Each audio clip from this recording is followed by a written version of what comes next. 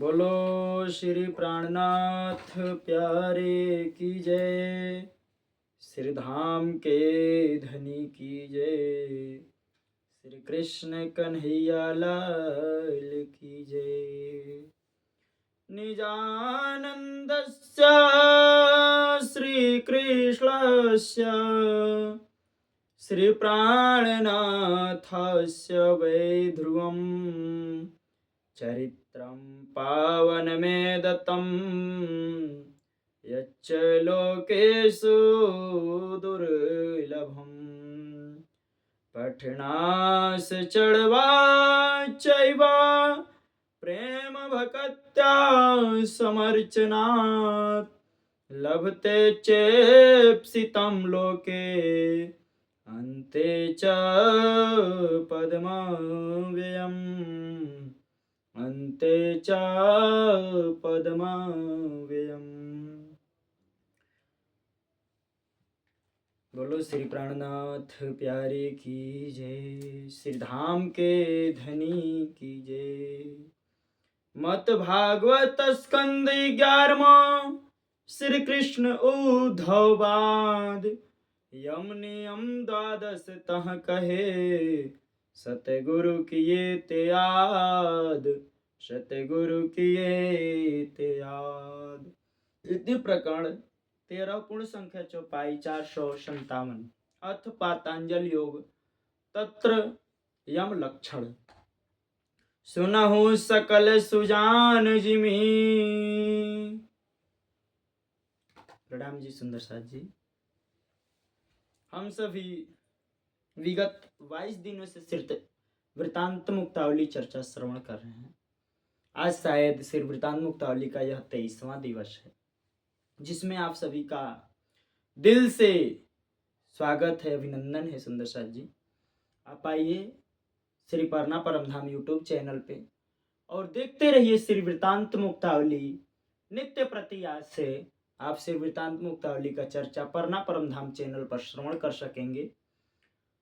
तो इसमें हम सभी सदगुरु धनी देवचंद्र जी महाराज जी का चरित्र वर्णन कर रहे हैं, सुन रहे हैं कि कैसे सदगुरु धनी देवचंद्र जी महाराज जी उमरकोट में से कच्छ देश जाकर के खोज कर रहे हैं।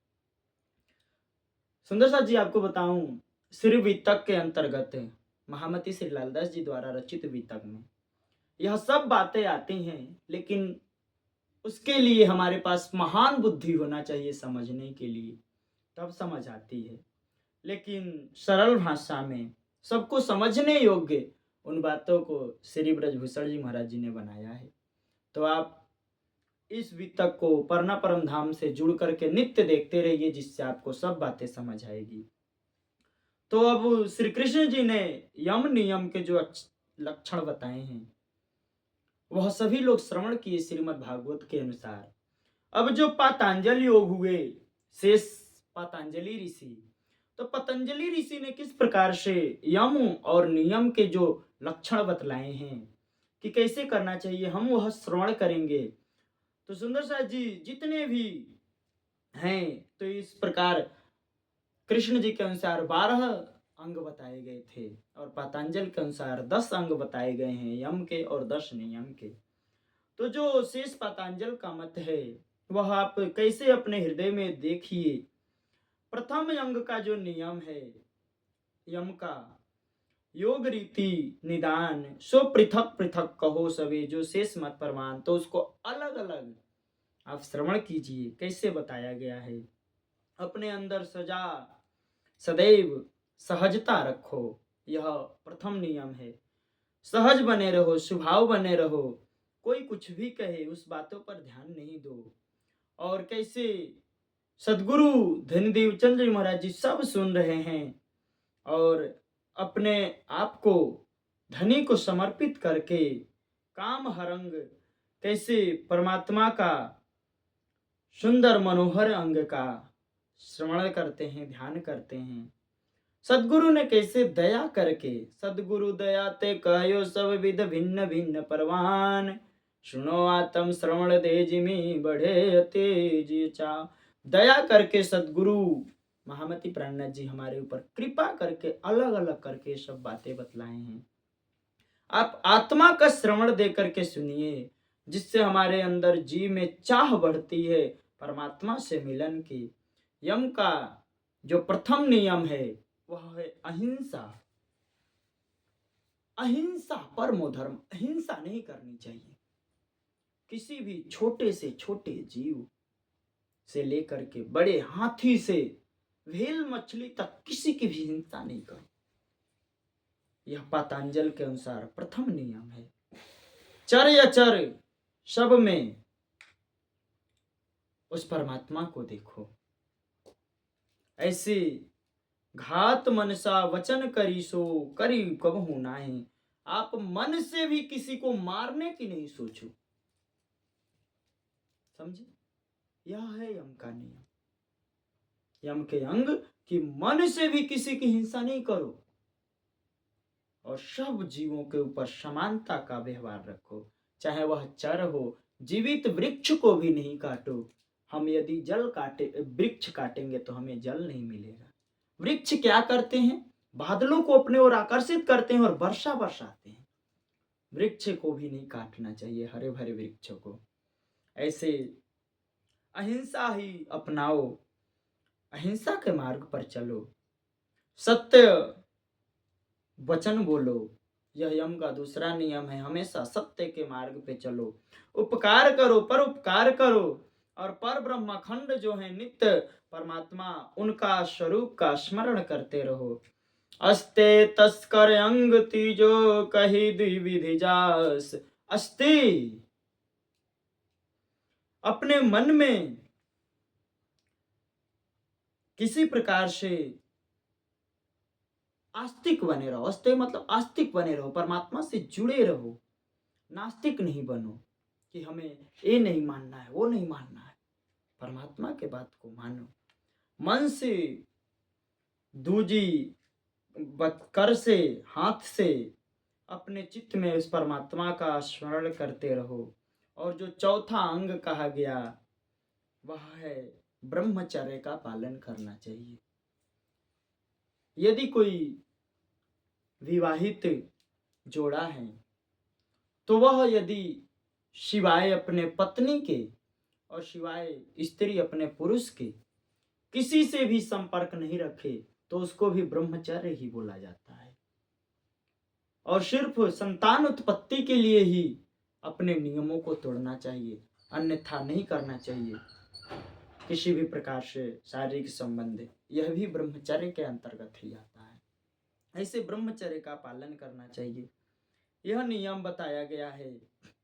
काम 8 प्रकार मैथुन तजे मिथ्या जान। और 8 प्रकार से जो अपने अंदर काम है उसको त्याग करके, इसको झूठा समझ करके त्याग दो और उस परमात्मा का श्रवण करो, सुमिरन करो, दृष्टि इच्छा सब परमात्मा में लगाओ, गुह्य वचनों को विचार करो, स्वप्न रहो, जागृत रहो, चित्त में निस दिन उस परमात्मा का श्रवण बना रहे। ये 8 प्रकार के जो काम कहे गए, कौन कौन से? स्मरणं कीर्तनं केली प्रेक्षणं गुह्यभाषणं संकल्पो स्वाधाश्च क्रिया निवृत्तैव च। इस प्रकार से इन 8 चीजों का ध्यान करना चाहिए, श्रवण करना चाहिए, सुमिरन करना चाहिए, परमात्मा से मिलने की इच्छा रखनी चाहिए, परमात्मा की बात करनी चाहिए और जो स्त्री सुख है उसको त्यागो, हास को भी त्यागो और स्वपन जागृति चित्त में निस दिन परमात्मा का ध्यान करो रहो। इस प्रकार से यह सदैव निर्वास करने का है। और इस प्रकार काछ गंग सदा रहे ही ये परम पद की आस, और परमात्मा के मिलने की आस हमेशा रखो ब्रह्मचर्य का पालन करते हुए। 5वां अंग है क्षमा करने की शक्ति रखो अपने अंदर, शील बनो, उदार बनो। कोई आपको बोलकर भी कुछ चला जाए तो जवाब देने की जरूरी नहीं है, क्योंकि आप इतने शीलवान बन जाओगे तब परमात्मा को पा सकोगे। यदि कोई हमें 2 कहे हम उसको 4 सुनाएं, यह परमात्मा से मिलने का लक्षण नहीं है। हाँ, हमारे इष्ट के प्रति कोई कुछ नहीं कहना चाहिए। मेरे प्रति कोई कुछ भी कहकर चला जाए कोई बात नहीं, लेकिन हमारे इष्ट के प्रति किसी को भी कोई बात सुनना नहीं चाहिए। इष्ट के लिए कोई अपशब्द बोले तो उसका जवाब देना आपका कर्तव्य बनता है। और क्षुति पिपासा धूप वर्षा शीत अवयव पाई, भजन ते नहीं चले इतउत क्षमा अति अधिकाय। चाहे धूप हो, गर्मी हो, सर्दी हो, भूख लगे, प्यास लगी, किसी भी स्थिति हो, भजन से डगमगाना नहीं चाहिए। नित्य प्रति 4 बजे जगो, जग करके स्नान करो, ध्यान करो, मंदिर में दर्शन करो, पूजा करो। मंदिर नहीं है, आप अपने घर में माला चलाओ, पाठ करो, परमात्मा का सेवा पूजा, राज जी का सेवा पूजा करो, श्री कृष्ण जी के स्वरूप का सेवा पूजा करो। यही आपका जीवन में होना चाहिए हमेशा। धैर्य सागर परम सतगुरु परम पद की रास, भय अखिल दल विघन भंजन धर्म निज जन आस। और ऐसे धैर्य हमारे सतगुरु महाराज जी धैर्य के सागर हैं। परम पद परमात्मा के मिलने की आस है, और ऐसे जितने भी विघ्न हैं वो सब दूर होते जाते हैं। दया के सिंधु हैं अगाध सतगुरु, वचन को अपने ही में बैठा करके रखते हैं। और कैसे कोमल इस दिन परमात्मा का श्रवण करते हैं। श्रुत दुग्ध व्यंजन छहो रसयुत सकल पाक समार, प्रभु को समर्पे देहि शिष्यन करे अल्पाहार। घृत दूध व्यंजन 6 रस जो होते हैं, खट्टा मीठा तीखा चटपटा फरसे, और एक और रस होता है। ऐसे 6 रस जो होते हैं, इन रसों को त्याग दो, सकल इनको समर्पित कर दो परमात्मा को, बनाकर परमात्मा को अच्छे से भोग लगाओ, और उनको सब शिष्यों में बांट करके खुद अल्पाहार करो, थोड़ा सा भोजन लो, अंदर बाहर शुच नित्य प्रति करो। इस प्रकार से ये जो 10 नियम बताए गए पूरे होते हैं यम के, और 10 इंद्रियों से 5 विषयों से परमात्मा का शरण ग्रहण करो। यही यम के 10 नियम हैं। सहज स्वभाव अपने अंदर बनाए रखो। जो यम के नियम कहे गए अलग अलग। अब नियम के जो विधि है, नियम का वर्णन है, उसको भी सुंदर साथ जी हम लोग इसी के माध्यम से श्रवण कर लेंगे, जिससे कोई शंका न रहे। सुनिए प्रथम नियम को अंग, 5 विषय स्वाद रस त्यागे। प्रथम नियम का अंग जो है 5 विषयों के रस को त्याग देना। विषय कौन कौन से हैं? शब्द, रूप, रस, स्पर्श और गंध। ये 5 विषय हैं। इन 5 विषयों का त्याग कर दो। अच्छा मिले तो सही, रूखा मिले तो सही, सूखा मिले तो सही, न मिले तो सही, इन विषयों को त्यागना, यह प्रथम नियम का अंग है। इनसे असंग होकर के योग में लग जाओ, ध्यान में करो, परमात्मा का ध्यान करो। श्रवणा शब्द विषय को चाहे, त्वचा स्पर्श ही प्रीत, चसुरूप नासा सुगंध को रसना खट रस रीत। श्रवण है, श्रवणा है, इसको शब्द बड़ा प्रिय है। स्पर्श त्वचा को प्रिय होता है, और जो चक्षु रूप है, हमारा नेत्र है, इसको रूप देखने का काम है। नासिका सुगंध लेती है, और जीभा 6 रसों का स्वादन करता है, रसा स्वादन करता है। इन 6 रसों का स्वादन करके परमात्मा का ध्यान करो। इन 5 को जो त्याग देगा, मन को और इंद्रियों को अपने वश में रखेगा। स्तुति, निंदा, राग, द्वेष, कोई कुछ भी कहे उन बातों पर ध्यान नहीं दो। उनको कुमति समाज को छोड़ देना, और इन सब को छोड़ करके परमात्मा का स्मरण करना ही परमात्मा से मिलने का प्रथम स्टेज है। नियम के अनुसार, नियम के जो 10 लक्षण चल रहे हैं, उसमें आपको लाभ, संतोष, परम सुख मिलेगा इन चीजों को त्याग करके। यह दूसरा नियम का अंग है कि आपको लाभ में या हानि में संतोष रखना है, यही परम सुख होने वाला है। हानि वृद्धि मही हरख शोक नहीं, परम खोज चित्र। आपका हानि हो तो दुखी नहीं हो, लाभ हो खुश नहीं हो, और परमात्मा की खोज में लगे रहना, यही नियम का अंग है। दूसरा नियम का तीसरा अंग है कि श्रुति स्मृति और ऋषियों मुनियों के वचनों पर चलो। जो वेदों ने कहा, जो पुराणों ने कहा, उसके विपरीत जाकर के परमात्मा को खोजने का प्रयास नहीं करो। महामती श्री प्राणनाथ जी ने भी वाणी में कहा है, जिन जानो शास्त्रों में नहीं, शास्त्रों में है सब कुछ, पर जीव सृष्टि क्यों पावहीं, जिनकी अकल है तुच्छ। आप शास्त्र से विपरीत नहीं जाओ, आप शास्त्र में रह करके परमात्मा को पा सकते हो। महामती प्राणनाथ जी ने शास्त्रों को त्यागा नहीं है, शास्त्रों को साथ में लेकर के, शास्त्रों का साथ लेकर के इस ब्रह्मवाणी का प्रचार प्रसार पूरे ब्रह्मांड में किया है। इस प्रकार से हमें उन शास्त्रों को भी लेके रखना है, ऋषि मुनियों के वचनों पर चलना है। हमारे ऋषि मुनि जो वचन कह के गए हैं, श्रवणा से सुनिए, आत्मिक निश्चय परम ज्ञान में भीगे रहिए। दानव वै विधि अन्न ज्ञान को, पात्र कुपात्र विचार। दान करो, अच्छी बात है। दो प्रकार के दान होते हैं, कौन कौन से?